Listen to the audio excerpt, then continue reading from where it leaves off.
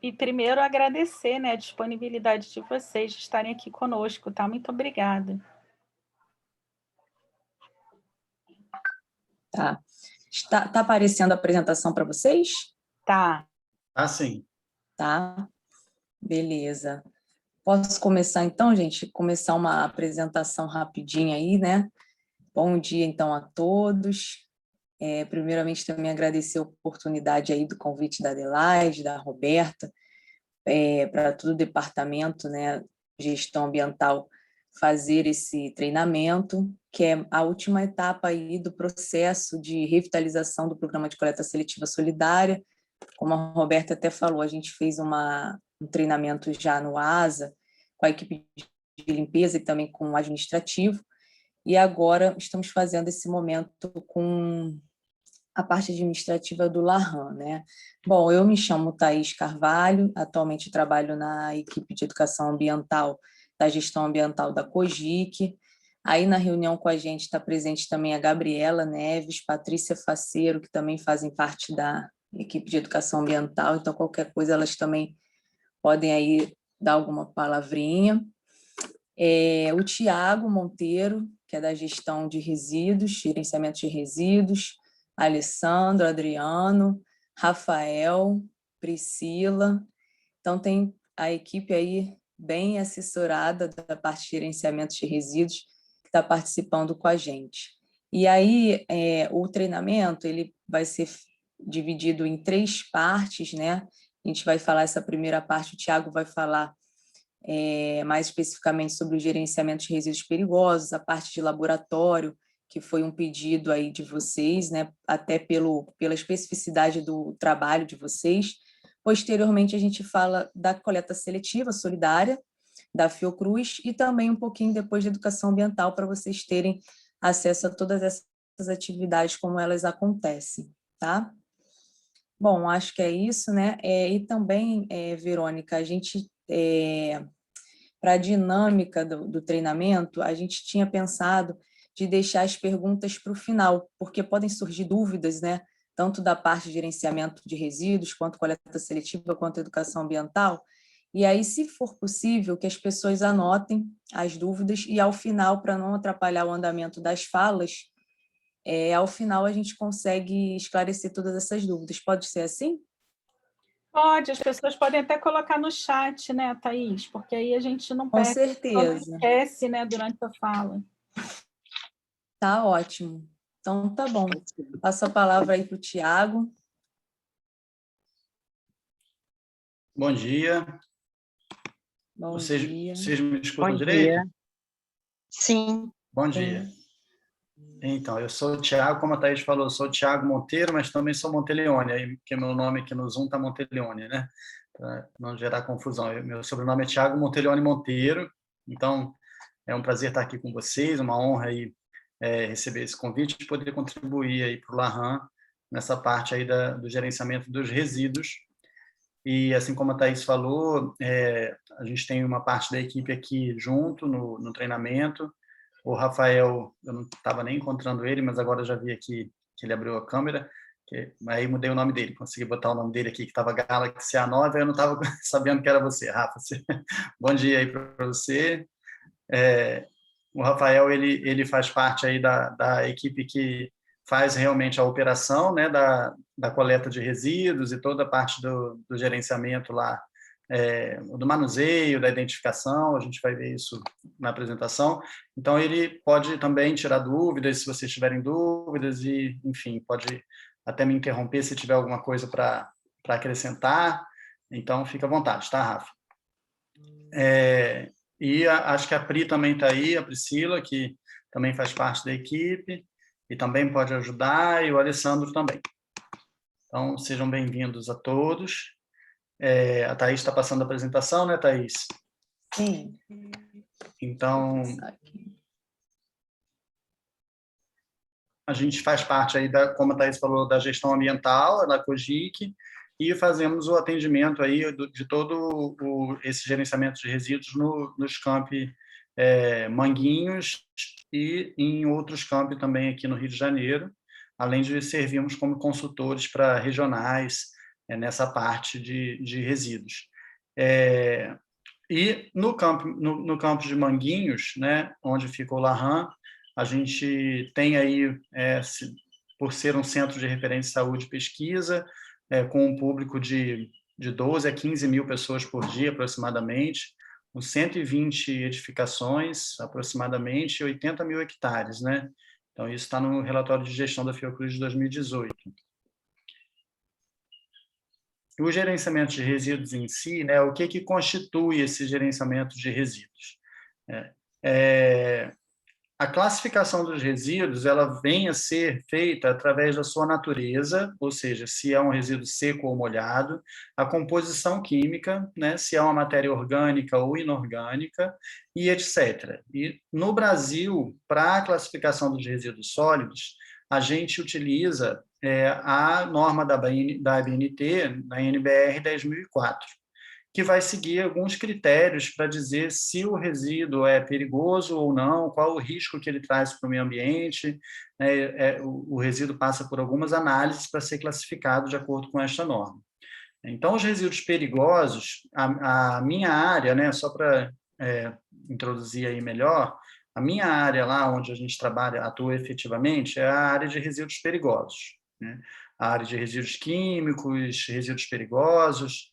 E a gente também faz lá o gerenciamento no departamento, né? A gente faz o gerenciamento dos resíduos infectantes, do resíduo extraordinário, mas acredito que o foco hoje da apresentação aqui, como foi solicitado para a gente, seja realmente o resíduo perigoso e a coleta seletiva, que é a parte que a Thaís vai falar. Ok? Mais claro, se vocês tiverem dúvidas sobre os outros tipos de resíduo, como a equipe está aqui inteira, vocês podem trazê-lo no final, ou então a gente encaminha para os responsáveis depois trazerem para vocês. Ok? Então, os resíduos perigosos, eles fazem parte da classe 1, segundo a NBR 10.004, e são aqueles que apresentam riscos à saúde pública ou ao meio ambiente. E seguem essas características aí, em função da inflamabilidade, corrosividade, reatividade, toxicidade e patogenicidade do resíduo. O gerenciamento desses resíduos é um conjunto de procedimentos de gestão, né, que são planejados e implementados a partir de bases científicas e técnicas, normas, né, leis, com o objetivo de minimizar a produção do resíduo e bem como dar tratamento e destinação e a disposição final adequada. A gente gosta de dizer que as etapas de gerenciamento interna, ou seja, principalmente com o objetivo de minimizar a produção dos resíduos, fica muito em função do gerador. Ou seja, no Larran, a gente não tem muita ingerência sobre as etapas de produção, as etapas de pesquisa de vocês. Então, a etapa de minimizar a geração fica mais na mão de quem está operando essa etapa inicial, né? Quem produz o resíduo de fato. E aí a gente só consegue fazer sensibilizações, demonstrar por que o ideal é reduzir, gerar menos resíduo, mas realmente quem mete a mão na massa para essa redução acontecer são os pesquisadores, os operadores desses laboratórios, né? Que são os geradores. A nossa parte é mais a parte realmente de dar a destinação adequada, de fazer o gerenciamento para o tratamento, para a destinação, para o transporte, que aí já é uma parte em que o resíduo já foi gerado. E quais são os resíduos, então, que são considerados perigosos no ambiente Fiocruz, né?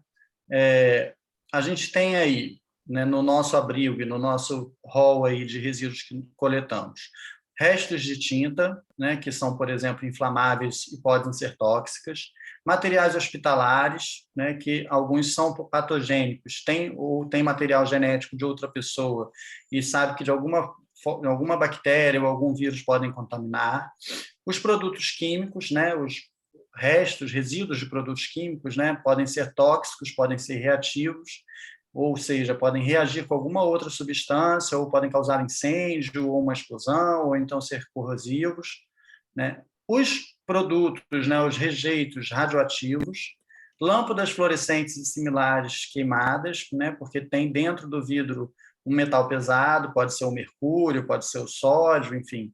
E o mercúrio, de fato, ele é bioacumulativo, ou seja, o meio ambiente por si só não consegue dar conta de biotratar esse resíduo, então ele precisa realmente ter uma destinação adequada. Os tecnológicos, o amianto, o cartucho toner e as pilhas e baterias, que também têm metais pesados na composição e, dessa forma, precisam ser destinados adequadamente.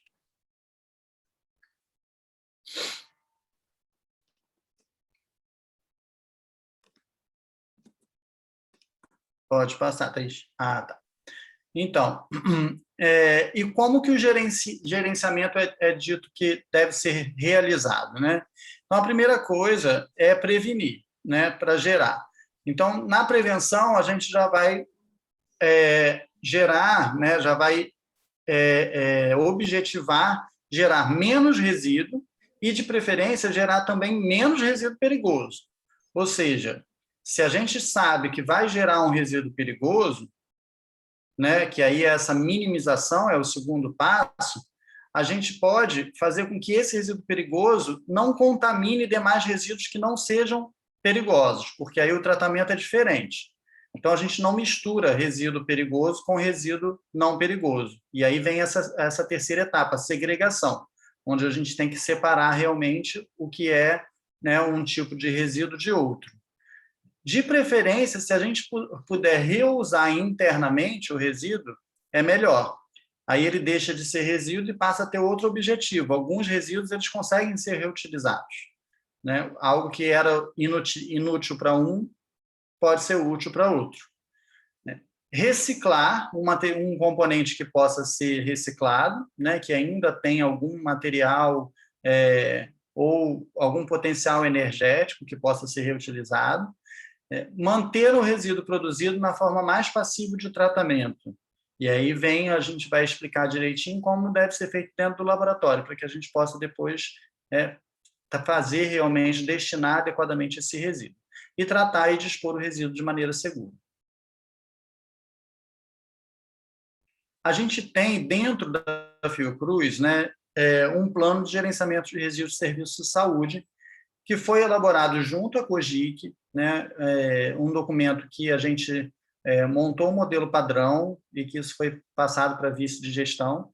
Então, mas a gente tem um plano a seguir que dispõe todos os procedimentos que devem ser seguidos para a questão do gerenciamento de resíduos de serviço de saúde, porque, como somos uma instituição de pesquisa, em saúde, os nossos resíduos são classificados segundo a norma da Anvisa RDC 222, de 2018. Então, esse plano vai tratar todas as ações relativas ao manejo dos resíduos perigosos, que estão sob responsabilidade da COGIC, e foi elaborado em consonância com a regulamentação vigente, né, tanto em âmbito nacional, quanto estadual, quanto municipal. Né? E os procedimentos são referentes desde a geração, a segregação, ao condicionamento, a coleta, o armazenamento, ao transporte, o tratamento e a disposição final dos resíduos. Também foi considerado para a elaboração deste plano a Lei, né, Federal 12.305 de 2010, que trata da Política Nacional de Resíduos Sólidos.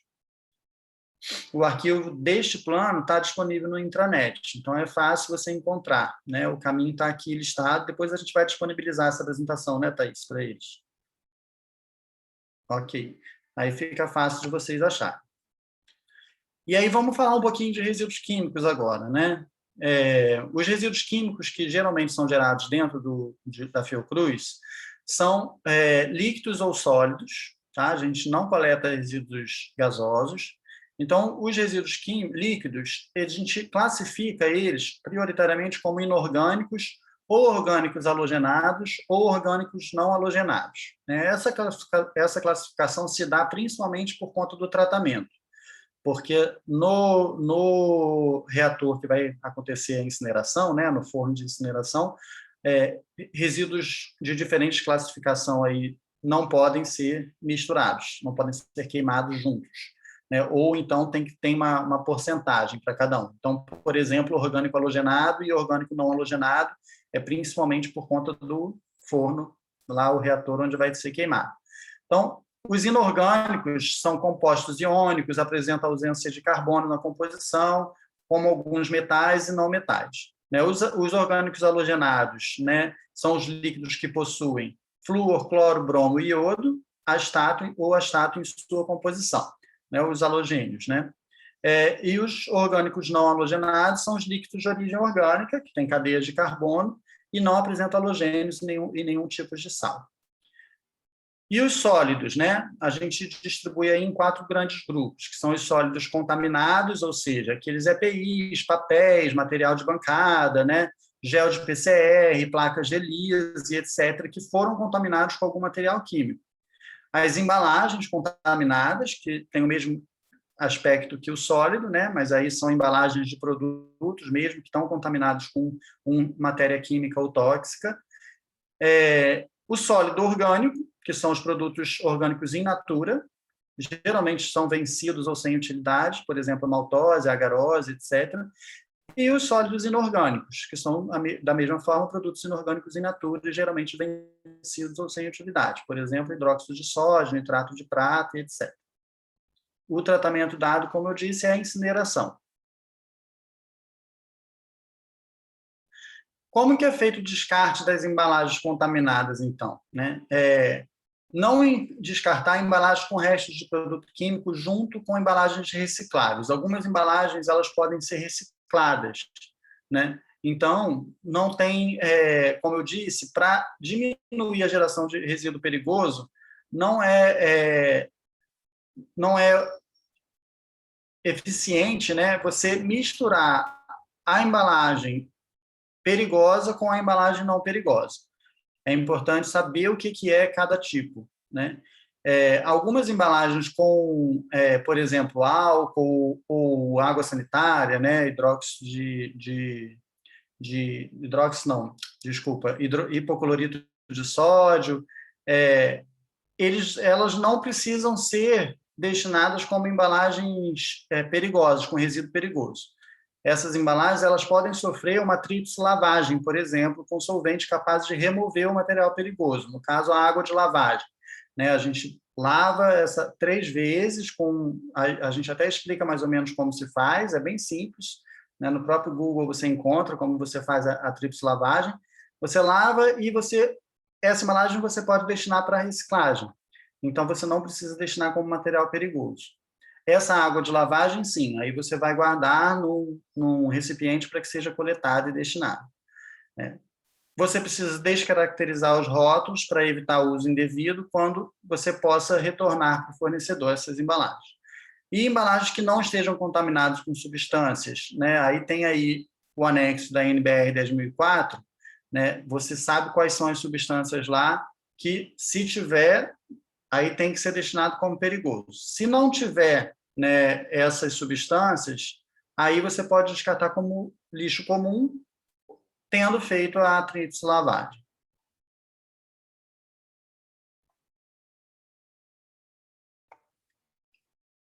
E como deve ser segregado, então, no gerador, ou seja, dentro do laboratório? Como que você deve fazer dentro do laboratório para segregar o seu resíduo?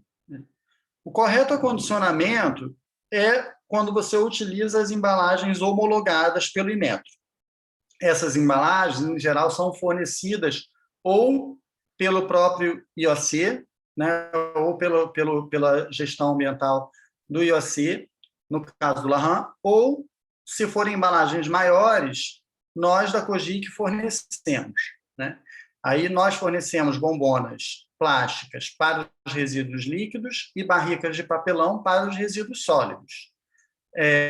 As bombonas plásticas elas podem ser ou de 20 litros ou de 50 litros, a que nós fornecemos. Ok? O IOC fornece embalagens menores. Essas bombonas elas têm propriedades que são compatíveis quimicamente com o resíduo. Então, precisa também saber quais são as propriedades do resíduo para você acondicionar. Em geral, nós mesmos podemos dar essa assistência, se tiver alguma dúvida.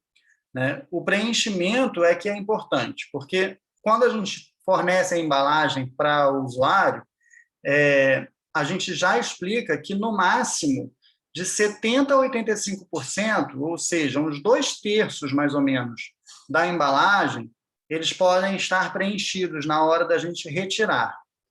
Precisa haver uma logística interna do laboratório para que não chegue ao limite de capacidade, não encha a embalagem, porque isso acarreta um risco maior na hora do transporte, de derramamento e vazamento de contaminação, tanto da pessoa, né, de segurança para quem está manuseando a embalagem, quanto para o meio ambiente. Então, a gente só coleta se tiver com este nível aí, não coletamos se tiver saturado, se tiver cheio. E aí, se tiver cheio, a gente vai deixar no local, vai fazer um registro e vai pedir para que o próprio laboratório verta em outra embalagem. Então, precisa ter essa logística, e a gente fornece a embalagem. Então, se você vê que está precisando, antes de encher, a gente já faz a retirada e entrega a outra embalagem. E você pode solicitar pelo Dirac Web. Eu vou explicar daqui a pouquinho como funciona. Tá? E o próprio gerador identifica. Então, também pelo Dirac Web, você consegue baixar o arquivo com as etiquetas. Você consegue baixar a etiqueta que vai ser utilizada para o seu resíduo, você vai preencher essa etiqueta com esses dados aí, qual é o resíduo principal, qual é o resíduo secundário, se tiver uma mistura de resíduos, então o principal é aquele que tem maior quantidade, você vai colocar, né? Qual é a unidade geradora, qual é o pavilhão, laboratório, sala, o nome do responsável, e aí tem aí data de início e data de término. Então, você vai colocar quando que a embalagem começou a ser preenchida, e quando você fechar ela, você vai colocar quando você fechou a embalagem, quando ela atingiu aquele nível ali de 70% a 85%. Ok? Aí tem o caminho também. Esses risquinhos aí vieram a mais, vermelhos, mas esse é o caminho aí, da ordem de serviço. Gestão ambiental, incluir o serviço de gestão integrada de resíduos perigosos, o tipo de serviço.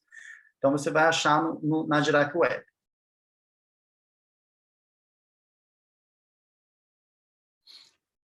Essa etiqueta externa, ela é de identificação também das embalagens, mas ela é utilizada principalmente dentro do nosso abrigo, da Cogic. Nós é que fazemos quando a gente verte o líquido, quando a gente vai destinar para a destinação final, no caso do resíduo químico à incineração, a gente vai colocar essa etiqueta externa, porque tem outros dados para o transporte externo, né? E algumas unidades que têm abrigo interno também já utilizam a etiqueta externa. Não é o caso do Larran.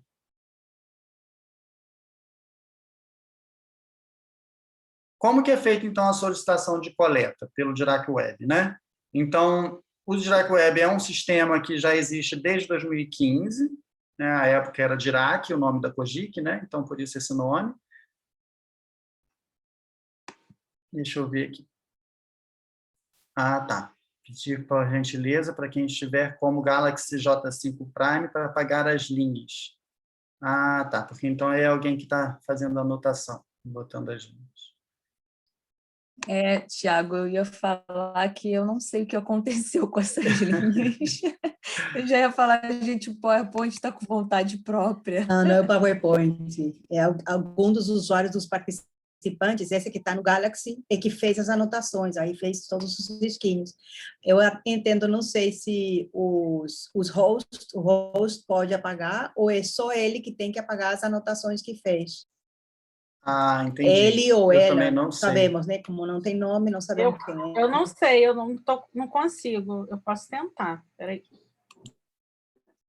Eu vou tentar aqui também, gente. Ou pedir para quem estiver nesse Galaxy para apagar, né? Você nos ouve, Galaxy J5 Prime? Eu não sei se a câmera também está desligada. Talvez... Bom, mas também não está atrapalhando tanto assim a visão, né? A gente pode continuar a seguir a apresentação e ver se... Eu acho que essa pessoa não entrou com áudio, então eu acho que o host pode retirar a pessoa da reunião. Colocá-lo na sala de... Vou botar na sala de espera, então. Que aí... Mas aí eu coloquei ele na sala de espera, mas o risco que ele fez não sumiu, não. As anotações continuam. Continua. Eu também não consigo apagar aqui as anotações. Agora, eu posso tentar removê-lo da reunião, não sei se... Não vou tentar remover, porque qualquer coisa ele entra novamente.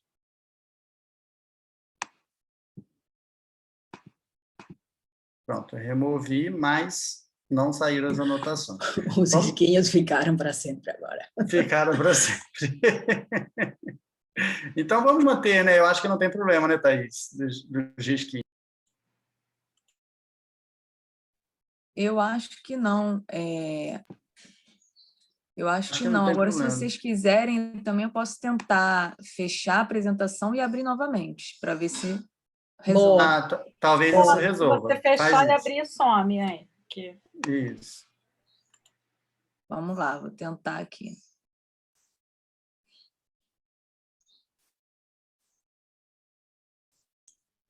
Agora foi, né? Isso, foi. Aí, agora saíram os risquinhos. Oba! Então, vamos lá. Agora é só colocar lá na página que estava, Thaís.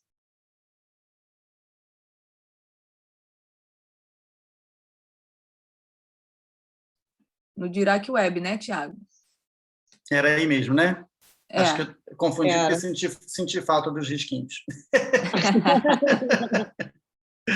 Então, vamos lá. Então, como eu estava dizendo, é um sistema integrado, né, que está disponível aí na rede e a gente já implementou desde 2015 e a gente é onde o usuário abre as ordens de serviço, que aí chegam para os profissionais aí da OGIC realizarem os serviços.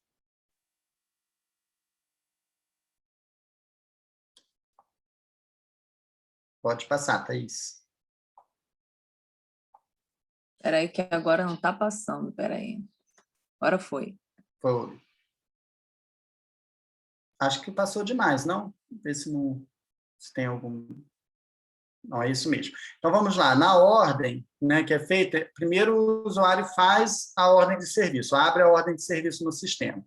E aí, depois da ordem de serviço aberta, a gente vai fazer, então, a coleta do material, do resíduo. A gente chega no laboratório com a ordem de serviço aberta, faz lá a nossa logística, a gente tem um prazo para fazer essa coleta, em geral é de 3 a 8 dias úteis, só que a gente geralmente consegue fazer antes, a não ser que tenha algum problema interno, ou seja com veículo, ou de pessoal, enfim, mas a gente informa o usuário, e a gente realiza, então, a retirada, né, a coleta dos resíduos nas unidades geradoras, numa van que é licenciada pelo Instituto Estadual do Ambiente, né, o órgão de controle ambiental do Estado do Rio de Janeiro, e a gente, então, faz a coleta com esta van, ou com um caminhãozinho que a gente também tem utilizado, que a gente agora tem, a gente locou esse caminhão e a gente está utilizando dentro da Fiocruz. E aí transporta esses resíduos, classe 1 e classe 2, né? Tanto os perigosos quanto os não perigosos. Esses resíduos, então, são levados dentro das embalagens para dentro de um abrigo, para um armazenamento temporário. Esse abrigo fica ali na central de saneamento, não sei se todos conhecem, é uma área ali onde tem a estação de tratamento de efluente, onde tem a compostagem, e onde tem também um abrigo de resíduos perigosos, o abrigo de resíduos de rejeitos radioativos, fica todo nesse espaço ali, entre a COGIC e a ENSP. Se alguém não conhece, também a gente é aberto a visitas, é só agendar com a Thaís, né? E os resíduos são pesados, então, e separados de acordo com as características, armazenados temporariamente neste abrigo, até que a gente possa juntar um volume e fazer a destinação. A destinação, no caso dos químicos, por exemplo, é a incineração, mas a gente também destina resíduos que possam ser coprocessados ou aterrados para uma outra empresa que vai realizar esse coprocessamento ou aterramento em aterro classe 1, né, para resíduos perigosos. Então, por exemplo, latas de tinta que não tiveram contato no meio de serviço de saúde, né, cartuchos e tones de tinta, alguns que não fazem parte aí da logística reversa. Aí a gente vai encaminhar para coprocessamento, algumas embalagens, né? Para aterro classe 1, a gente destina principalmente resíduos de amianto, telhas de amianto, caixas d'água, que ainda são utilizados aí, resíduos da manutenção, né, da Fiocruz, e a gente acaba, quando tem a troca, a substituição, a gente encaminha para o aterramento. Tudo isso, todos esses resíduos, eles precisam seguir com alguma documentação específica para atendimento da legislação do Rio de Janeiro, né? O manifesto de resíduos, a nota fiscal de simples remessa, a ficha de emergência, o envelope de emergência e o formulário de saída. E aí, no LARRAM, a gente fez essa pesquisa, fez esse levantamento para vocês, né? A quantidade mais gerada nos últimos anos de resíduo químico foi em torno de 130 quilos de fenol em 2018, né? 407 quilos desses três, principalmente desses três elementos, desses três componentes, né? Trisol, corantifucsina e o azul de metileno. E aí, em 2020, 104, quase 150 quilos de trisol, e em 2021 a gente já tem aí, a maior parte são sólidos contaminados com trisol, né? 160 quilos já. E aí, o que fazer em caso de acidente, né? Por exemplo, a gente acabou de ver que o trisol tem sido um resíduo bastante gerado por vocês. Primeira coisa é ter a FISP desses produtos, né? FISP, que é a ficha de informação de segurança do produto químico. Então, quando você trabalha com um tipo de produto, você precisa, junto ao revendedor, ao fornecedor, solicitar que venha com a FISP. Geralmente já vem com a FISP, mas às vezes o laboratório não tem acesso, porque é o setor de compras que faz a compra, o almoxarifado que recebe. Então, é muito importante que você tenha essas FISPs de todos os produtos que você vai utilizar. Então, Ximena, a gente acabou deixando as perguntas para o final, mas se for muito importante, se você quiser encaminhar já pelo chat, eu já puder responder, ok, é mais por conta da logística, para eu não tomar muito tempo da Thaís, porque eu acabo falando muito. Era porque esses dados que apresentou do LARRAM, é confuso essa variação entre os anos que você mostrou aí, porque, como explica essa variação de 100 para 400 quilos, só, os 400 quilos só em 2019, e a variação de sofenol para trisol é porque houve uma mudança da regulamentação, da normativa, o que é muito diferente, me chamou a atenção isso. Na verdade, esses dados, a gente acabou colocando o dado do resíduo mais gerado, né? Não foi do total de volta aí, Thaís, por favor. Tiago, eu também achei isso com a Ximena, porque a gente descarta muito álcool, xilol, trisol.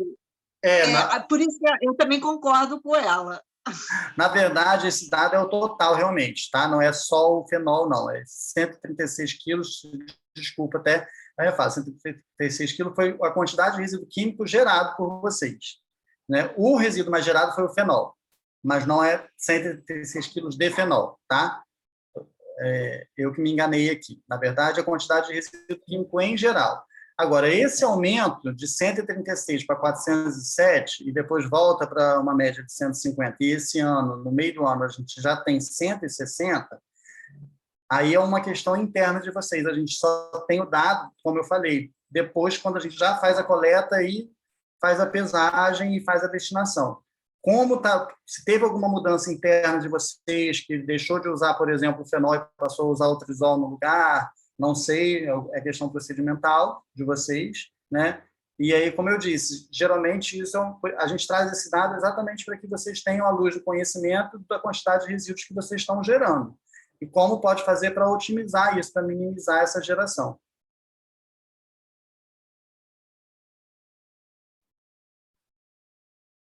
Consegui explicar? Ok, sim, ficou mais claro, obrigada. Sim, eu também estava pensando aqui que o trisol, às vezes, vai na luva, né? Vocês também, que a gente, às vezes, descarta aquelas bombonas, então vocês também estão contando como isso, né? Então, Material aqui em 2021 você pode ver, esse sólido contaminado pode ser exatamente as luvas, os EPIs, entendeu? Em 2020 já foi mais o resíduo in natura mesmo. Em 2021, o sólido contaminado é que está aí com maior quantidade de geração. Então, talvez seja isso. Ok? Mas aí a gente pode, se restar alguma dúvida quanto a isso, ou se vocês quiserem alguma ajuda exatamente para saber qual é o ponto de geração, quais são os resíduos, quando foram feitas as coletas, a gente tem todos esses dados, a gente faz todos os nossos indicadores. Então, a gente tem a data de coleta, quem gerou, a quantidade que foi gerada, aí depois a gente pode conversar, vocês podem entrar em contato com a gente até para poder ajudar nessa questão interna mesmo, de diminuir a geração. Tá ok? Então, voltando aí, para a Thaís não puxar minha orelha, nos casos com acidentes, né? Não tem problema então... não, Tiago. Vai total. Quando o tempo estiver esgotando, eu puxo a orelha. Então tá, você me avisa também. Tá tranquilo. Então tá. Então, a principal é isso, né? É ter a ficha, que é a ficha de segurança. A ficha de segurança vai ter lá o que fazer em caso de um acidente. Então, tem lá tanto as medidas de prevenção, né, como você deve armazenar, se o produto é inflamável, se não é, se o produto é corrosivo, se não é, tudo está na ficha de segurança. E também tem lá as medidas iniciais em caso de um acidente. Mas na Fiocruz, em geral, quem faz o primeiro atendimento no caso de uma emergência, se é com produto químico, é a nossa própria equipe, porque nós temos o treinamento e temos os EPIs indicados. A gente pede para que o pessoal do laboratório, se não tem o treinamento, que não interfira muito na cena do acidente, porque pode ser que na tentativa de ajudar, atrapalhe. Depois a coisa ganhe um âmbito maior, né? Uma contaminação maior. A gente já viu, por exemplo, casos em que o usuário derramou um frasco, por exemplo, de ácido clorídrico e achou por bem que o ideal era ventilar o espaço abrindo as janelas. E acabou que a contaminação estava mais restrita a um único laboratório e contaminou todo um andar de uma unidade, né? Todos os usuários tiveram que sair, começaram a passar mal, irritação nos olhos, enfim. Então, realmente, se não tem o treinamento adequado, o ideal é que nos contacte, né? Ligue para o nosso telefone de emergência, que é esse que está aí, 2209-9179. Pode ligar para a brigada também de emergência, existe a brigada interna de atendimento, e a brigada ela tem um contato com a gente muito afiado, muito alinhado, então ela nos chama para fazer a retirada dos resíduos químicos, né? E a gente vai fazer essa retirada. O ideal é que também que isole o espaço, que haja de acordo com se tiver uma comissão de biossegurança interna com procedimentos, haja de acordo com esses procedimentos e não tomar nenhuma ação se não tiver com o EPI.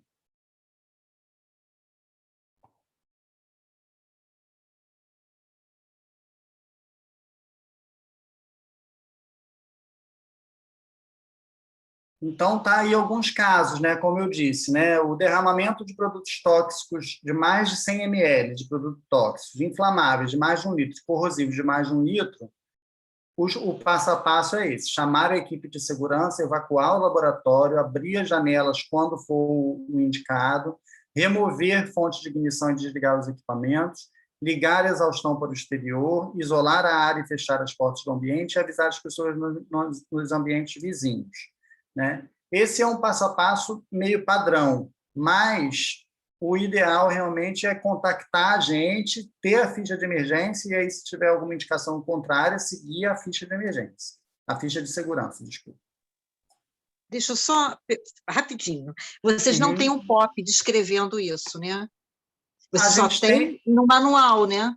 do PGRSS, falando, vocês não têm um POP para esses procedimentos. Por que eu estou perguntando? Porque na acreditação da ONA, a Cláudia perguntou, né? E eu vi que eu entrei lá no site e não tem um POP justamente para esse derramamento. Na verdade, a gente fez um POP, não fomos nós que confeccionamos, foi a Brigada, foi o Departamento de Segurança mesmo, a época que fez. E a gente foi consultado, existe um POP para derramamento e vazamento e contenção, que foram eles que fizeram. E tem lá a gente ajudou, a gente colaborou para a elaboração desse POP. Então, não está no DGA, na carga do DGA. E aí, se você quiser... desculpa, quem foi que perguntou? Foi a Adelaide, né? É Adelaide. Tá. Nós se você quiser, sim. pede para a gente por e-mail, Adelaide, para a gente te responder encaminhando. Até porque quem faz toda essa questão mais da parte da gestão integrada é a Vanessa, né, do nosso departamento. E ela que vai saber se é o POP mais atualizado, enfim, para poder mandar para você. Tá ótimo. Tá? A Priscila também pode ajudar, né? A Pri também, ela faz parte da equipe da gestão integrada.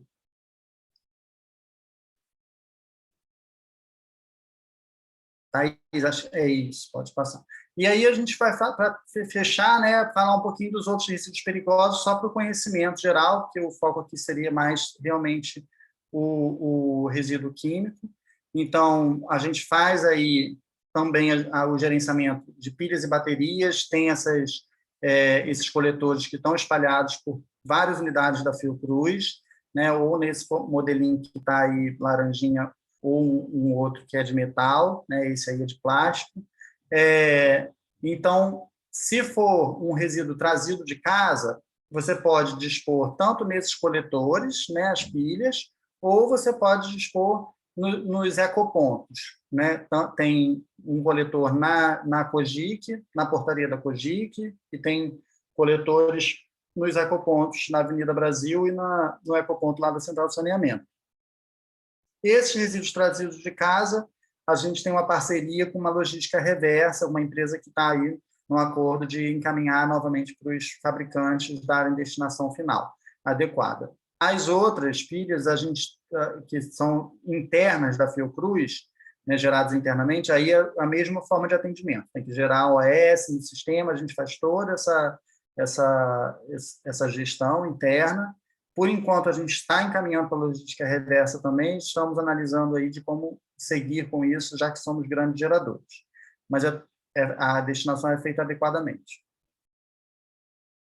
O óleo vegetal também é uma logística que é parecida, porque a gente também recebe resíduos domiciliares, ou seja, as pessoas podem trazer de casa o óleo vegetal e dispor nos ecopontos, todos os dias, diariamente, ou às quintas-feiras, a gente faz um projeto um pouco mais amplo. Eu nem sei, porque eu estou em home office agora, não sei nem se está acontecendo toda quinta-feira. Tá, né, Rafael? A coleta de óleo? Não, a coleta de óleo, por enquanto, nas portarias, ela está parada. Está parada, né? Tá. A gente só está fazendo no ecoponto. A gente só está com a coleta no ecoponto e, por hora, a coleta interna mesmo, né, dos locais que geram o óleo vegetal, né? Entendi. Então esse projeto acontece, né, mais quando a gente está com a Fiocruz funcionando por completo, no presencial, e a gente, às quintas-feiras, fazia coleta nas portarias. Por enquanto, a gente está só no ecoponto, por conta da demanda, e está fazendo a retirada dos restaurantes, do óleo dos restaurantes. E aí a gente encaminha para uma cooperativa, através aí, a Thaís vai falar um pouco mais da questão da coleta seletiva, porque está dentro do mesmo contexto aí do atendimento ao decreto para coleta seletiva solidária. Os resíduos tecnológicos eletroeletrônicos, né? Ô, Rafa, você quer falar dessa parte, desses resíduos aqui? Fala aí para eles. Pode ser. Primeiramente, bom dia a todo mundo. Bom dia. Bom dia. esses resíduos aí, no caso, eles também eles estão englobados, né, dentro desse classe 1, que o Thiago mencionou no começo, que no caso são os resíduos perigosos, né, por características diferentes. E aí nós temos o tecnológico, que nós também coletamos, né, nós podemos coletar através da OS, né, assim como vocês abrem a OS normalmente para a coleta do resíduo químico, né, no laboratório, vocês podem abrir também para, no caso, a coleta dos produtos tecnológicos, né? Que aí podem ser mediante a produtos de origem de informática, ou qualquer outro tipo de produto tecnológico, mas acredito que dentro dos laboratórios seja o resíduo que mais seja gerado mesmo, né? Seja proveniente de produtos aí da informática. E aí vocês podem abrir a sua OS e nós coletamos, né, mediante OS dentro de cada laboratório, né, ou enfim, do local que for aberta a sua OS, endereçada a sua OS. E nós temos também os nossos ecopontos que recebem esses materiais trazidos pelos transeuntes, tá? Ou seja, a pessoa pode trazer de casa também um eletrodoméstico, um eletroeletrônico, né? No caso, às vezes as pessoas trazem televisor, trazem não só de informática, secador de cabelo, enfim, tudo que micro-ondas, tudo que está interligado dentro dessa questão dos eletroeletrônicos, a gente recebe também no nosso ecoponto, né? Aqui a gente tem, no caso, 2 ecopontos, são 2? Não, são 3, na verdade, né? Que estão recebendo, a gente tem um aqui perto do nosso próprio abrigo, tem na Brasil, e temos um agora na entrada ali da Cogic, que a pessoa pode trazer de casa, né? E posteriormente esse material ele vai para a cooperativa, né? Ele vai ser, no caso, enviado à cooperativa, que ela vem coletar e para fazer, no caso, a reciclagem, né? A reutilização de algumas peças desses materiais e o aproveitamento desse material, né? Então esse material pode ser trazido de casa sem problema algum. É um material que não gera custo para a fundação. Então, qualquer um pode trazer. Tá? E nós temos as lâmpadas fluorescentes, que, como o Thiago também já mencionou lá anteriormente na apresentação, é um produto extremamente tóxico, né? De alta toxicidade, por causa do mercúrio principalmente, além de outros metais, né, na composição. Então, ele é um produto do qual nós recebemos através também mediante OS.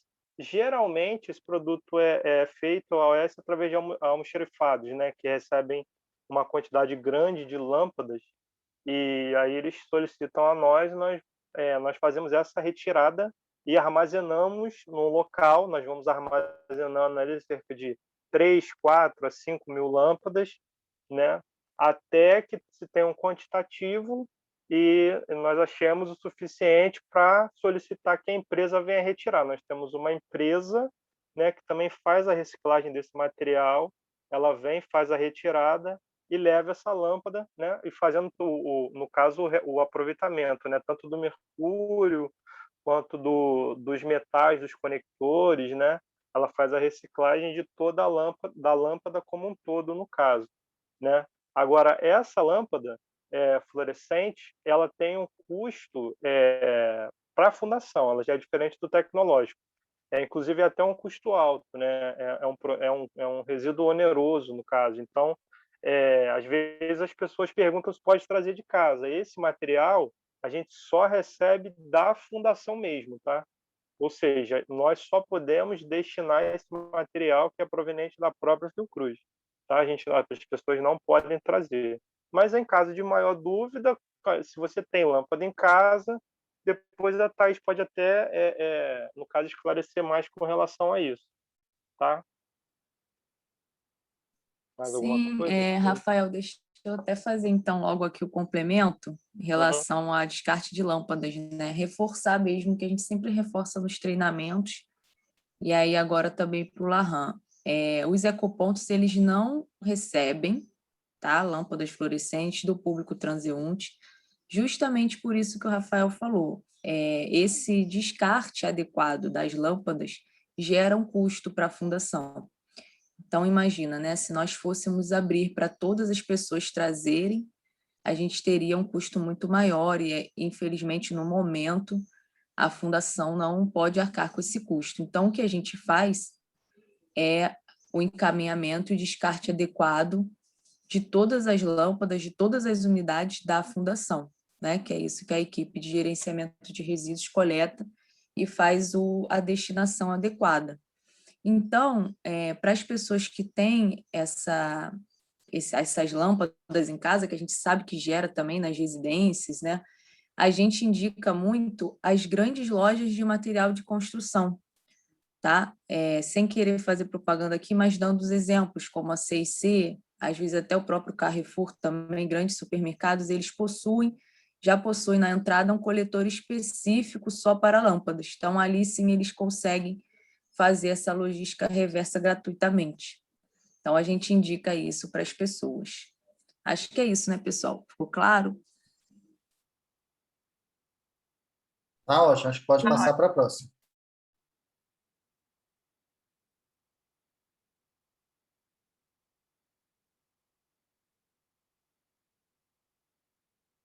Segue aí, Rafa. Vou seguir? Pode seguir. Bom, gente, esses são outros tipos de resíduo, né? No caso que nós encontramos com certa recorrência aí dentro da fundação, outros tipos de resíduos perigosos, que são o amianto, os cartuchos de tones e as latas de tinta, tá? No caso, o amianto, ele é uma coisa bem sazonal.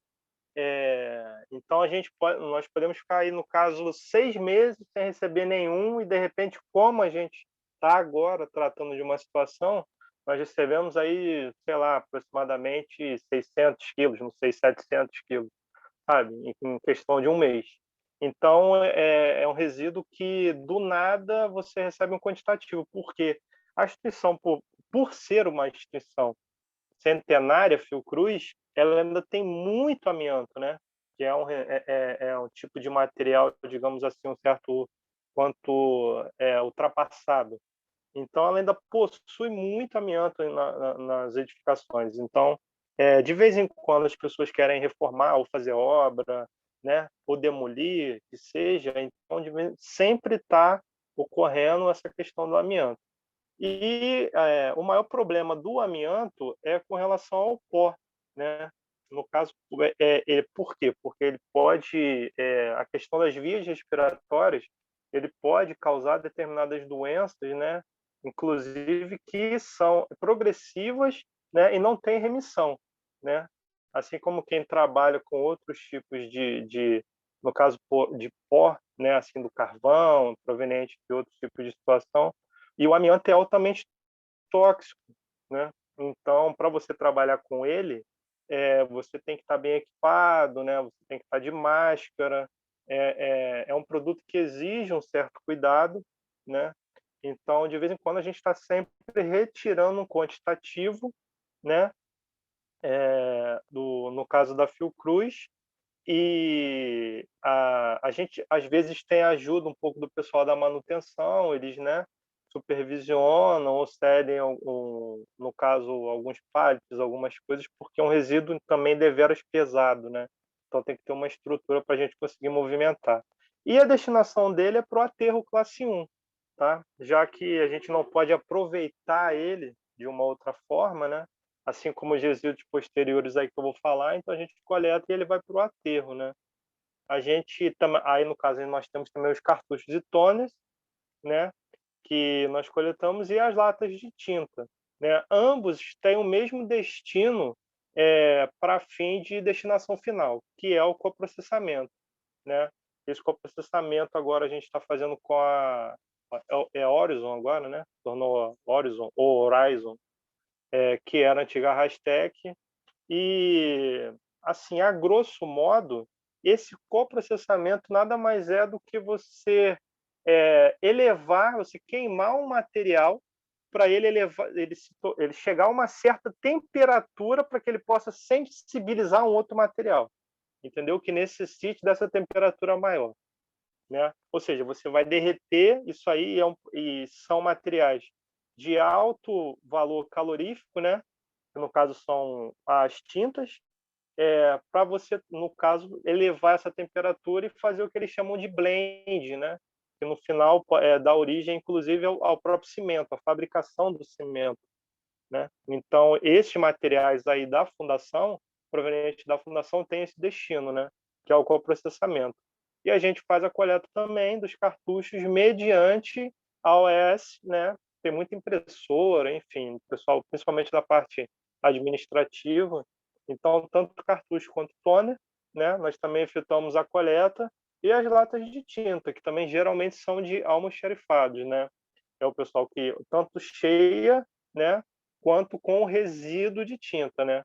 A lata vazia em si, ela aí ela já vai para, no caso, para reciclagem, ela não vem para a gente, né? Mas a lata ali com um resquício, uma borra ou com tinta ainda, ela é do interesse para o coprocessamento, né? E aí ela já caracteriza esse tipo de resíduo, e nós também efetuamos a coleta. Rafa, só um adendo aí, para frisar, o cartucho e toner e as latas de tinta, eles também têm um custo para o coprocessamento, apesar de ser menor o custo do que as lâmpadas, mas tem um custo também. Então, também não recebemos resíduos de casa desse tipo. É verdade, esqueci de frisar. Esse é o mesmo caso, tá, gente? No caso, a gente também não recebe pelo motivo que o Thiago falou. Esses resíduos são pagos, né, para destinar. A gente tem que arcar com a destinação deles. Então, também somente da fundação, tá? Nós também coletamos os rejeitos radioativos, né? E esses rejeitos radioativos, eles aqui na Fiocruz, nós temos aí proveniente de alguns tipos de pesquisa, né? Ou alguns maquinários que ainda utilizam fontes seladas, né? Temos alguns laboratórios, por exemplo, o INCQS ainda trabalha com fonte selada, né? Com equipamentos de fonte selada. Nós temos ali o Carlos Chagas, que ainda trabalha com marcação celular através de alguns desses radioisótopos, né? Então, esse tipo de rejeito, nós também efetuamos a coleta. Ela é uma coleta diferente, tá? Ela não ele também é um resíduo que é feito a coleta através do nosso setor, porém, ele necessita de um outro tipo de abordagem. No caso, nós temos que ir até o local, nós temos que ver qual é primeiro, saber qual é esse traçador, né, radioativo. Nós temos que ter algumas determinadas informações para que nós possamos saber a data, no caso de destinação final, ou de descarte, melhor falando, desses materiais. Então, certas informações são necessárias, né, como, no caso, a data do produto de geração e a sua atividade, né? Tudo isso nós precisamos fazer para que nós façamos determinados cálculos a fim de poder, né, descartar, porque o rejeito radioativo, né, ele precisa chegar à sua estabilidade. Então, para isso, cada rejeito, dependendo do rejeito em si, né, do radioisótopo, da atividade, enfim, de vários fatores, ele vai ter um tempo diferente para que ele chegue à sua estabilidade, para que ele decaia e nós possamos fazer o descarte, né? Então, a nossa abordagem, nós temos que ir até o local, às vezes nós temos que saber certas informações, né, fazer um embalado, dependendo do tipo de rejeito. Temos que fazer, no caso, a aferição. Nós temos os monitores de radiação lá, né? Nós temos tanto de área quanto de superfície. Então, nós fazemos a aferição desses materiais, né, para saber em quanto está a atividade, se eles estão realmente ativos ainda, né? E aí, posteriormente, nós fazemos a coleta, é aberto ao OS, nós vamos até o local, fazemos todos os procedimentos. Depois levamos ele para o nosso abrigo, onde nós temos aí essa portinha que vocês estão vendo, né? Ela é uma porta bem pesada de chumbo. Nós temos aí acho que 30 centímetros de concreto de parede, e aí nós armazenamos aí e colocamos ela dentro da nossa planilha, esse resíduo, fazendo todos os cálculos, e assim que os resíduos eles são, né, eles vão chegando à estabilidade e decaindo, nós vamos, né, fazendo o descarte desse material, tá? Segundo a legislação, quando ele chega, no caso, ao decaimento, que você já pode efetuar o descarte, ele vai como um rejeito comum, tá, gente? Ele vai como um resíduo comum, né? Ele não vai para ser incinerado, ele não vai para nada disso, né? O rejeito radioativo ele se torna um rejeito comum, né? Assim que ele chega à sua estabilidade.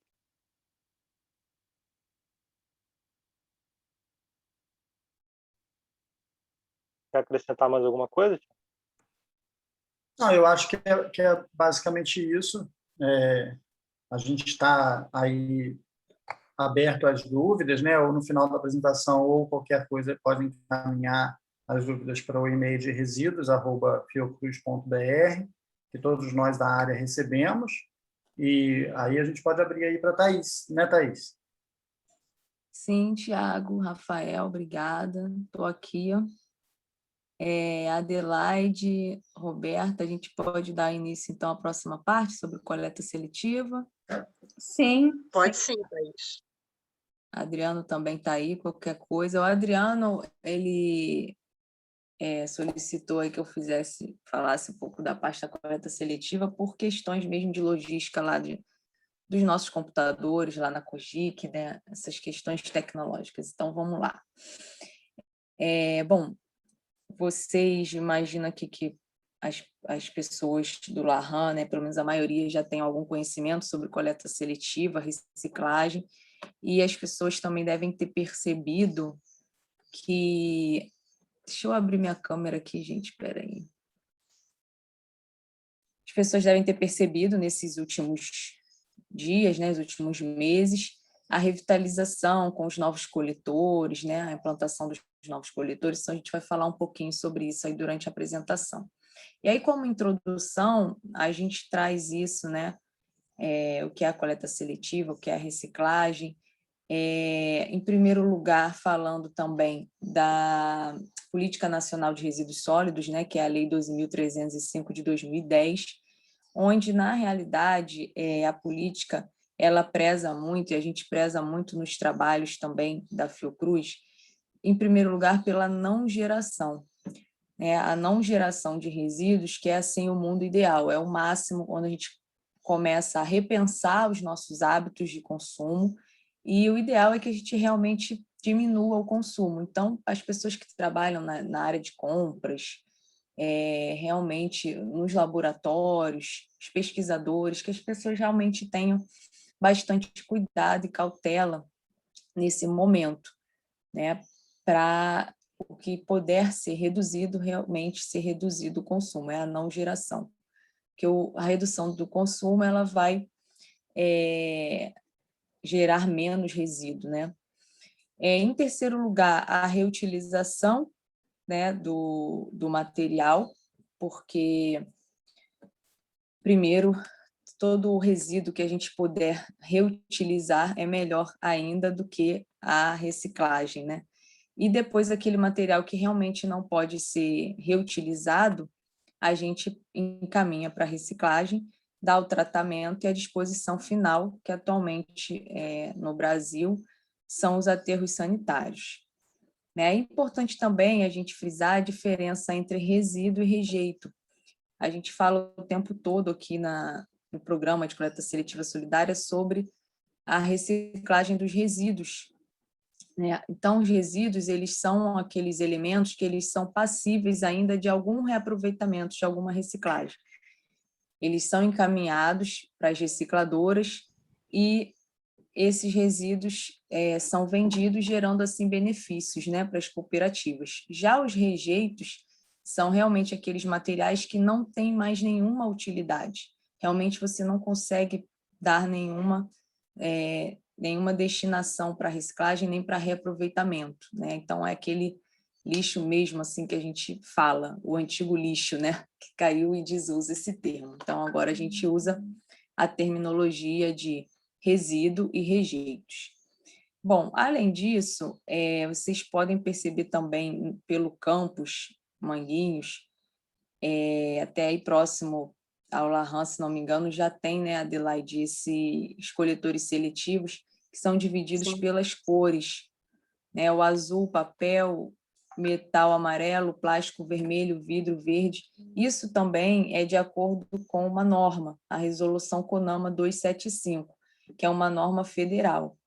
E a gente tem ainda a Resolução CONEMA, que é uma norma estadual, que divide os resíduos entre recicláveis e não recicláveis, ou resíduo seco e resíduo molhado.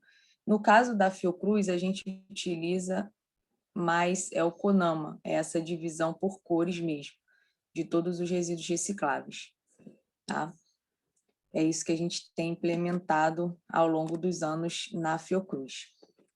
Bom, e aí falando especificamente da Fiocruz, como foi o início do programa, né? A implantação do programa de coleta seletiva solidária. Esse programa ele teve início em 2000. A implementação do programa, ele atendia apenas a 3 unidades, né? Quando a gente começa um projeto, geralmente realmente começa pequeno para depois ver o que está dando certo, quais são os desafios que precisam ser melhorados, e o projeto vai crescendo. E ao longo dos anos, a gente já consegue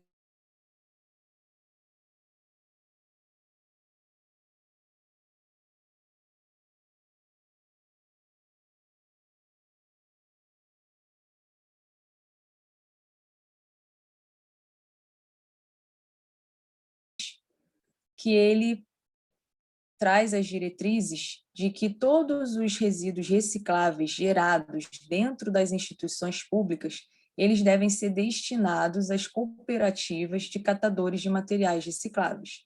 Então, todo esse resíduo que vocês vão ver mais à frente, os resultados coletados, eles são doados para as cooperativas, ou seja, a Fiocruz, ela não lucra com a venda desses resíduos. O resíduo é doado, a cooperativa, sim, vende esses materiais para as recicladoras e recebe o benefício econômico também da venda desses resíduos. O benefício para a fundação, quais são, né? É o cumprimento da legislação. A gente também acaba tendo uma economia nos nossos contratos de destinação de resíduos, porque caso esses resíduos não fossem encaminhados para a cooperativa, nós teríamos que pagar para destinar adequadamente esses resíduos, pois nós somos considerados grandes geradores. E, além disso, é o benefício ambiental, né? Contribuição ambiental enorme.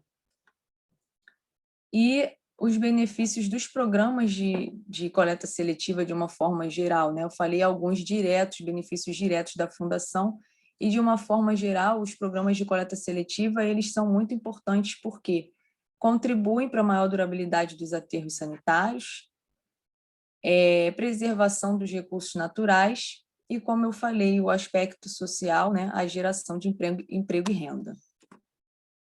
Bom, como funciona, né, o programa de coleta seletiva dentro das unidades? Porque a gente tem todo um trabalho para o público interno e também um trabalho para o público externo, que nós vamos falar mais à frente. Então, no Larran, aí, no ASA, a gente fez essa revitalização do programa de coleta seletiva solidária, né? Claro, a equipe de resíduos fez junto com o apoio da educação ambiental. Nesses prédios, ele funciona da seguinte forma: em primeiro lugar, a equipe de coleta seletiva vai às unidades, faz um levantamento das necessidades, né? Quais são os coletores que a unidade já possui ou que elas precisam. Esse menor que vocês estão vendo na apresentação aqui, de papel, que fica dentro das salas, é o coletor de 12 litros para descarte de papel, e esses de 80 litros que geralmente ficam nos corredores.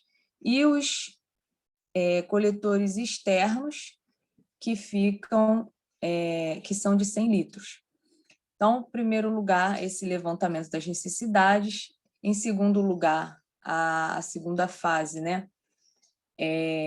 Aqui, gente, perdão, porque está trocado. A segunda fase é a implementação e distribuição dos coletores nas salas, que é o que a equipe já fez lá no Laham e no ASA.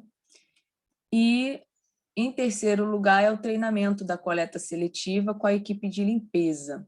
A equipe de limpeza é muito importante, né? É chave nesse processo aí também de implementação, porque eles vão coletar os resíduos dentro dos coletores, então essa equipe precisa ser treinada, assim como a gente faz também a quarta fase da implementação, a palestra de sensibilização com os colaboradores administrativos, porque também essa fase é importantíssima, porque, em primeiro lugar, a pessoa que está no laboratório, as pessoas que estão nas salas, elas precisam descartar o seu resíduo corretamente nesse coletor azul, para aí sim, posteriormente, a equipe de limpeza coletar esse material.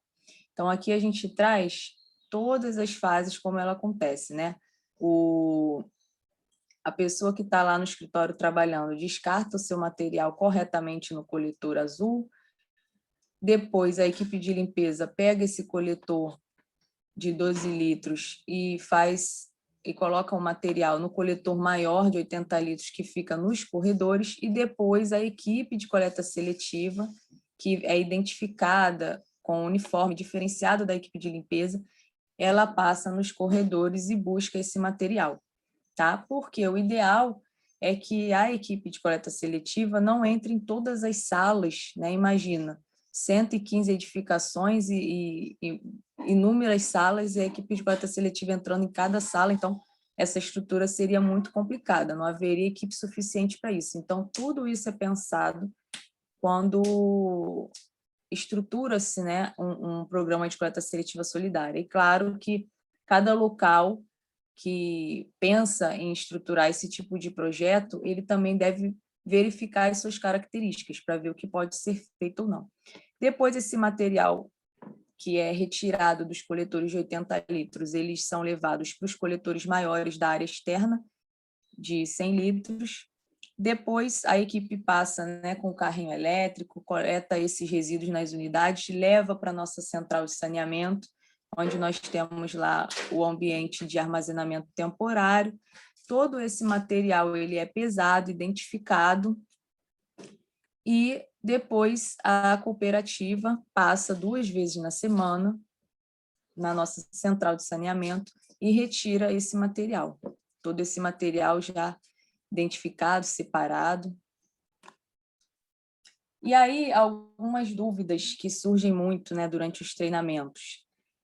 Se o resíduo estiver contaminado com café, suco, ou seja, às vezes acontece muito nos prédios, né, nos coletores de 80 litros, as equipes que são treinadas, né, os funcionários internos até fazem o procedimento correto, descarta só o papel lá no coletor de 80 litros, mas aí chega um visitante para uma reunião, a pessoa não está informada, não está sensibilizada, não sabe que ele tem um programa de coleta seletiva, aí bebe o seu cafezinho e joga aquele café lá no coletor.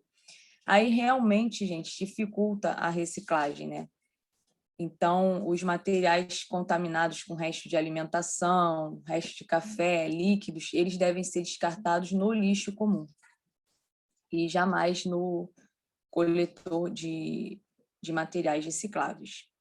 Tá? Outra dúvida também é a equipe de coleta seletiva solidária, ela tem os dias, um cronograma já acertado para passar em cada unidade, mas periodicamente acontecem arrumações, por exemplo, de escritórios, gerou muito resíduo, tirou muito papel, arquivos para ser destinado para reciclagem, enfim, né? Ou alguém chegou lá com muito material que precisa ir para reciclagem. Então, havendo essa necessidade de coleta extra, né, vocês podem acessar o Dirac Web e fazer a solicitação, né, se tiver uma emergência. Não precisa esperar a equipe passar na unidade naquele dia. Vocês podem solicitar também esse tipo de serviço através do Dirac Web.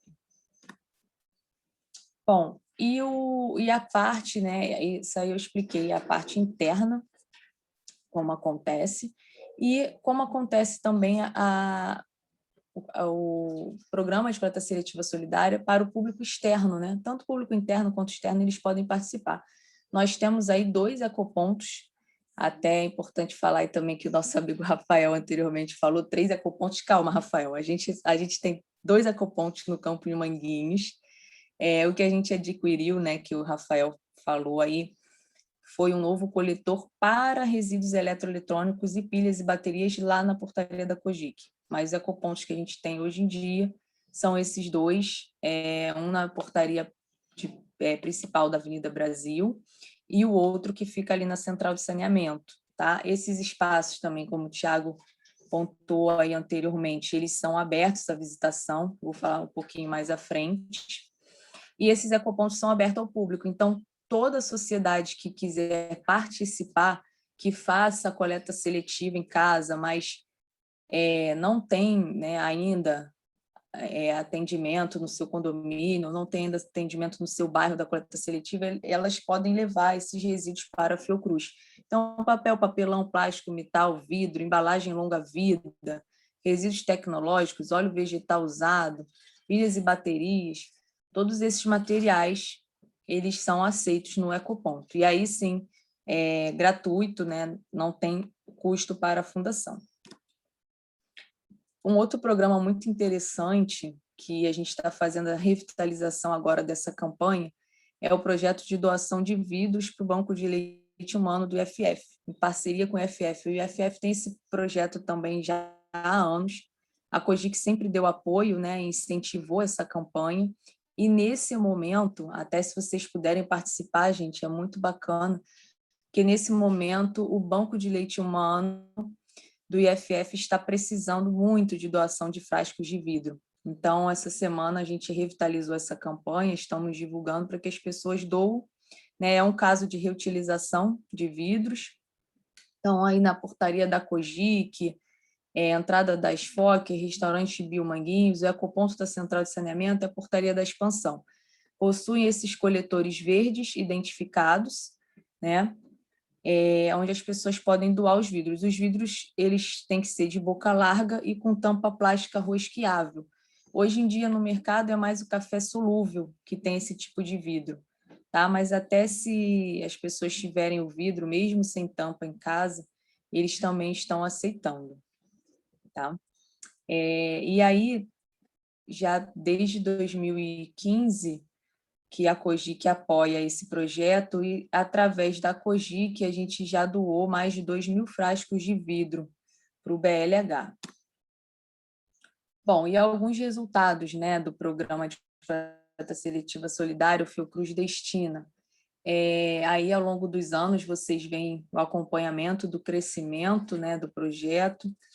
A gente, hoje em dia, doa em torno de uma média aí de 300 toneladas por ano para as cooperativas, né? Ano passado chegou que está tampando um pouco a minha tela, mas se não me engano foi 280 toneladas, né, no ano de 2020. Então vejam que mesmo com a pandemia, as pessoas continuaram participando das campanhas, né? O público estava reduzido na Fiocruz devido à pandemia, e mesmo assim a gente conseguiu destinar essa grande quantidade de resíduos recicláveis. E aqui um pouco dos resultados monetários, né? Como que esse material, por exemplo, em 2020, ele foi transformado em recursos financeiros para as cooperativas. Então, vocês veem aí que ao total do ano de 2020, a cooperativa recebeu aí quase 134 mil reais, né? E com isso também a fundação conseguiu economizar nos seus contratos aí de destinação de resíduos mais de 179 mil reais. Então, esse programa ele consegue atingir aí os 3 pilares da sustentabilidade, né, que a gente sempre incentiva, e a nossa política de qualidade no meio ambiente, ela busca isso, soluções sustentáveis para a Fiocruz, né? E esse programa é um dos programas que atende aos 3 pilares da sustentabilidade, o pilar ambiental, social e econômico. E a educação ambiental faz um papel sempre de apoio, um apoio transversal, né, a todas as equipes aí da gestão ambiental, porque a gente precisa sempre divulgar os trabalhos, precisa sensibilizar as pessoas e mobilizá-las, né? Porque se existirem esses programas e não existir a participação das pessoas, os programas não vão ter continuidade, não vão ter sucesso, né? Então, para isso, a educação ambiental, ela tenta trabalhar diversas atividades, principalmente quando a gente estava em tempos normais, sem pandemia, né? A gente precisa ser bem criativo para chamar a atenção das pessoas e tentar conscientizá-las.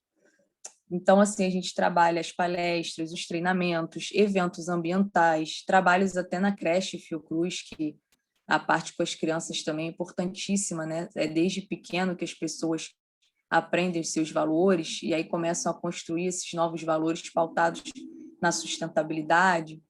A gente trabalha com as visitas técnicas internas, externas e atividades socioambientais. Então, eu trouxe um pouquinho desse trabalho para vocês, né? Porque 2020 e 2021, muitas dessas atividades ficaram interrompidas, né? Lógico, pelas questões sanitárias, devido à pandemia, mas a gente espera aí que em breve a gente possa voltar com todas essas atividades. Então, eu trouxe algumas fotos de trabalhos que a gente faz, mutirão de plantio, eventos ambientais.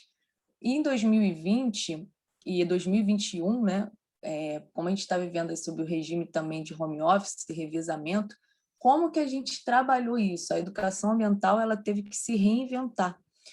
Então, na programação, sempre no mês de junho, né, o mês que a gente está agora, nós temos aí o dia 5 de junho, o Dia Mundial do Meio Ambiente. E nesse mês, a gente já trabalha as sensibilizações ao longo do ano, tá? Mas, assim, nesse mês de junho específico, a gente sempre faz uma programação especial.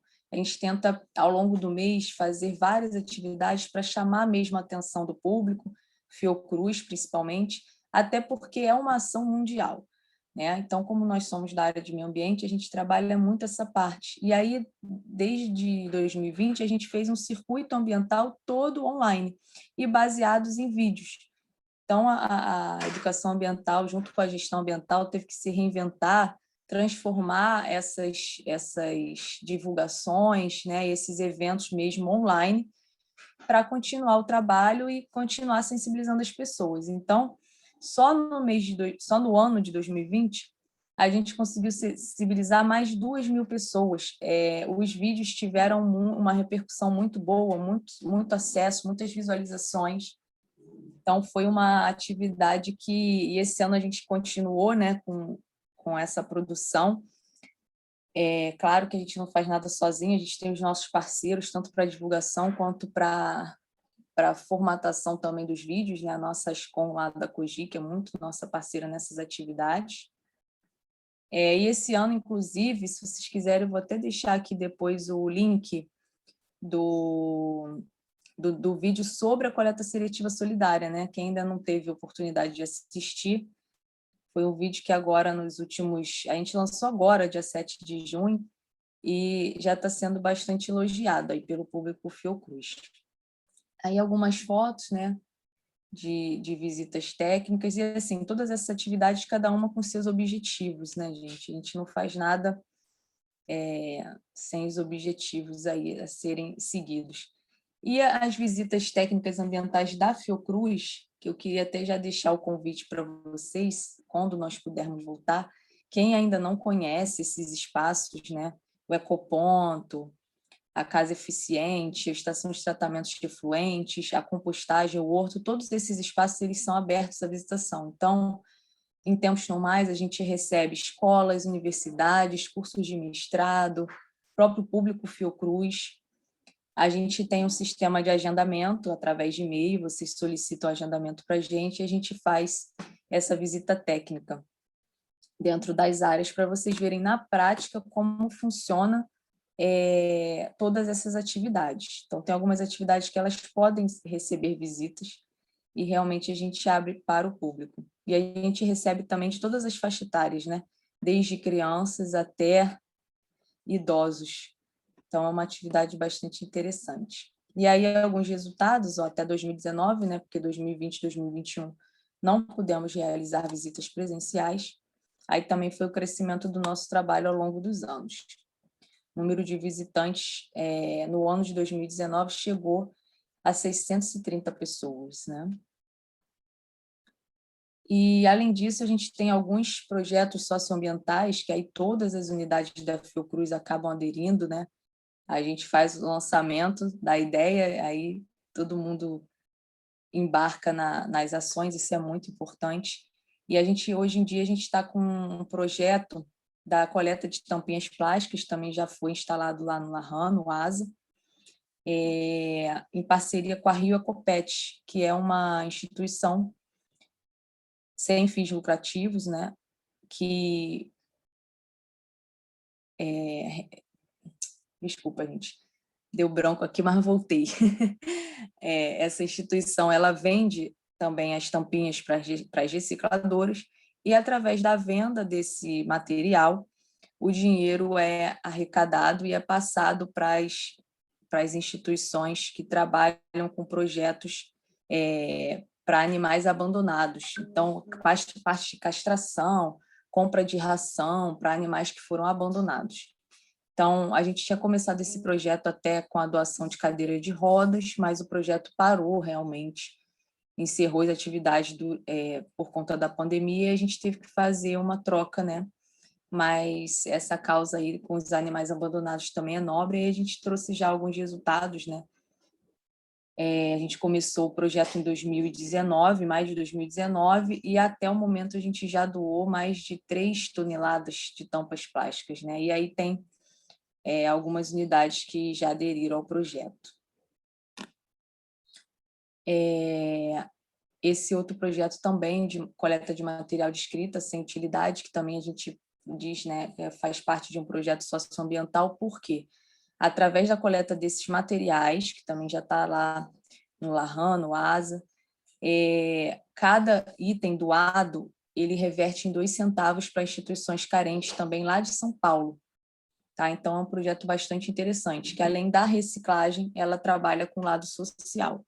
E aí, o projeto foi implementado na Fiocruz em 2014, até 2020 já foram coletados 147 quilos desses materiais, que é o equivalente a mais de 10 mil itens de escrita. E esses projetos também, tanto da coleta de tampinhas plásticas quanto de material de escrita, eles não têm custo para a fundação, tá? E, além disso, a educação ambiental trabalha muito com as campanhas de conscientização, né?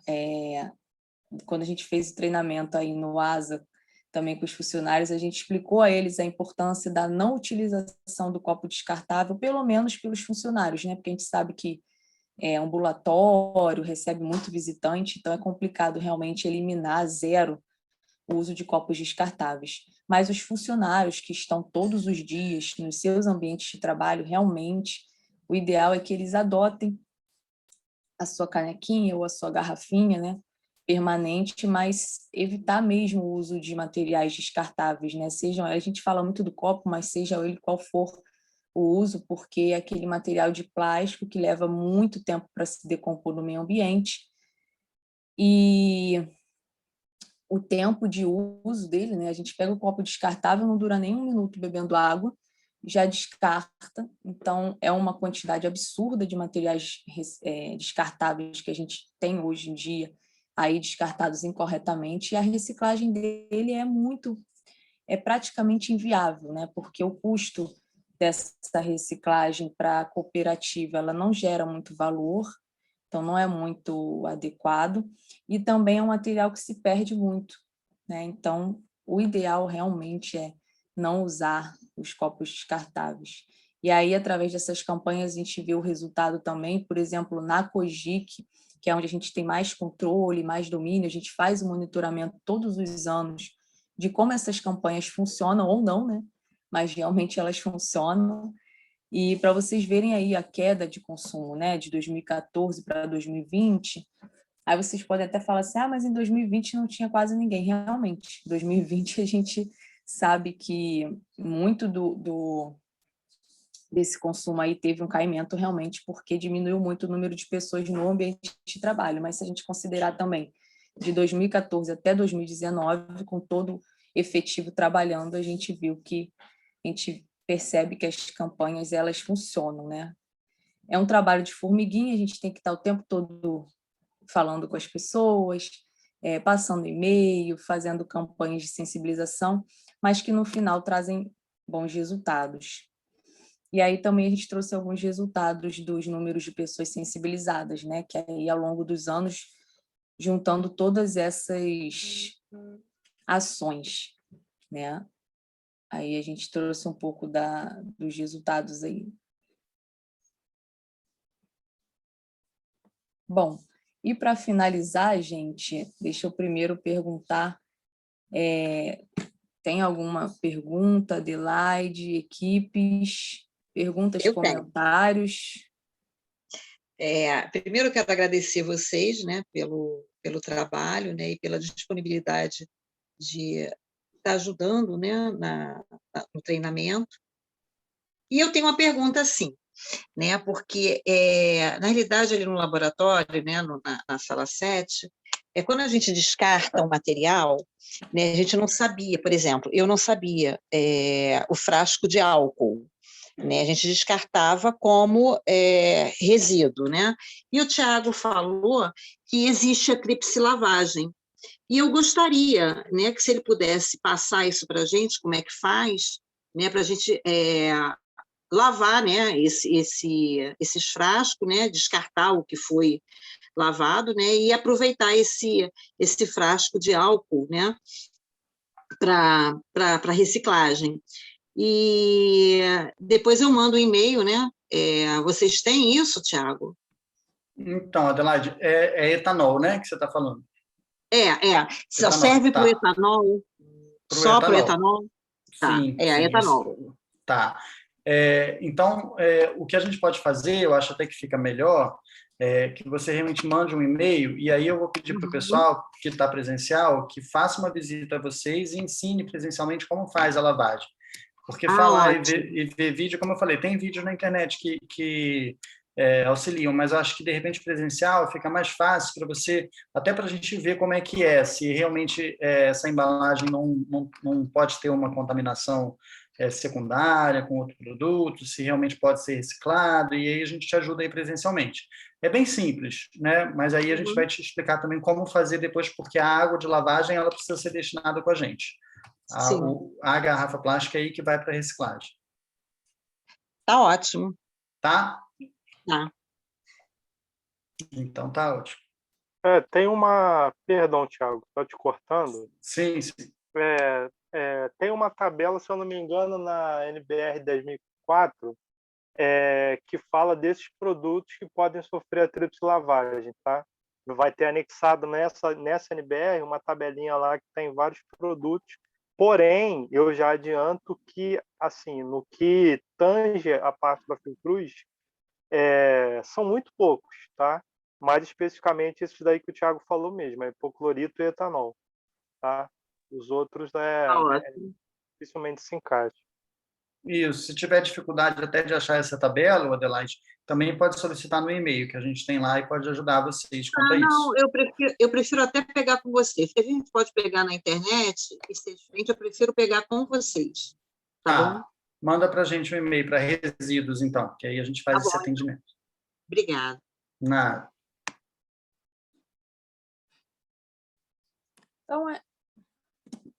Então é isso, né, pessoal? Aí a gente sempre deixa também uma mensagem final de reflexão para todas as pessoas, né?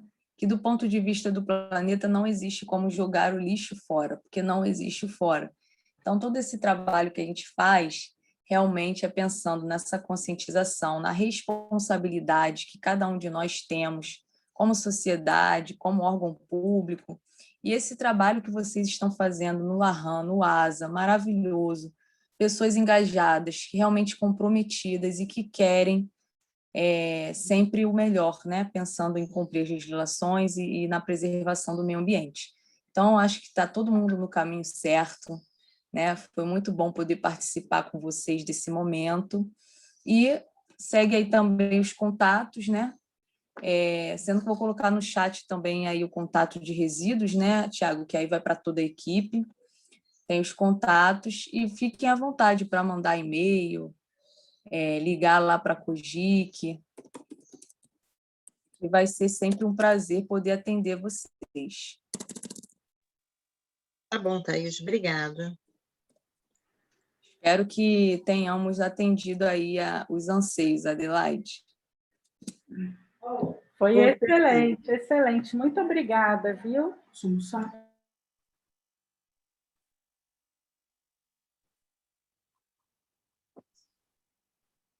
Ótimo. Tá aí só uma coisa, o e-mail não tem acento não, tá? Mas acho que todo mundo já Saiu com sabe que acento? saiu. Sem querer. Então, vamos lá, resíduos. Tá. É porque, de repente, alguém Bom, copia e agora cola e aí fica o acento. Tá ótimo. Então, muito obrigado também pelo convite. Foi um prazer estar com vocês aí. Um bom dia de trabalho para todos. Bom dia. Bom dia. Bom dia a todos. Vou encerrar aqui então, hein? Obrigada.